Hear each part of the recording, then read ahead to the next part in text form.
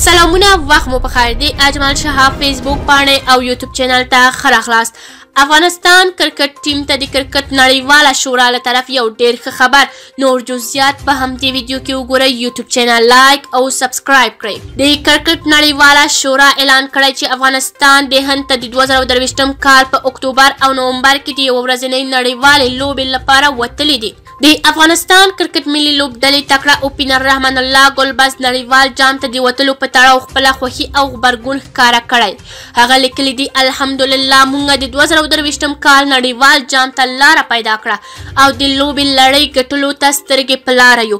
بلاخوا محمد نبي په خپله فیسبوک پاڼه کې په دې تړاو وایي ټولو قدرمنو هیوادوالو ته د کرکټ مینوالو ته د راتلونکو 2023م کال د 50 اوریز نړیوال جام ته د افغانستان مستقیما کولیفای مبارکي وایي. افغانستان کرکټ ملي لوبډله د 2023م کال نړیوال جام سیالیو ته لاره وموندله او راتلونکو 50 اوریز نړیوال جام ته به کولیفای له پړاو نه تیریږي بلکې نیغ په نیغه ورته لاره وموندله.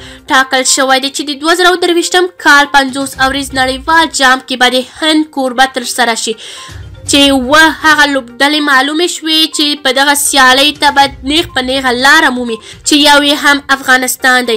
د کرک انفو د راپور له مخې د کوربه هند په ګډون استرالیا، انګلستان، بنګلادیش، پاکستان، نیوزیلند او افغانستان د 2023م کال نړیوال جام ته لاره وموندله او اتمه لوبډله به د سوپر لیګ سیالۍ له پای رسېدو وروسته ټاکل کیږي.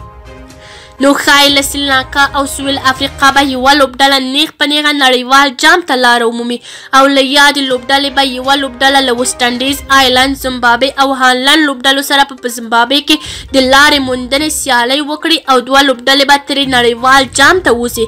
که چیرې کوم نظر لرئ کومنټ کې شریک، یوټیوب چینل لایک او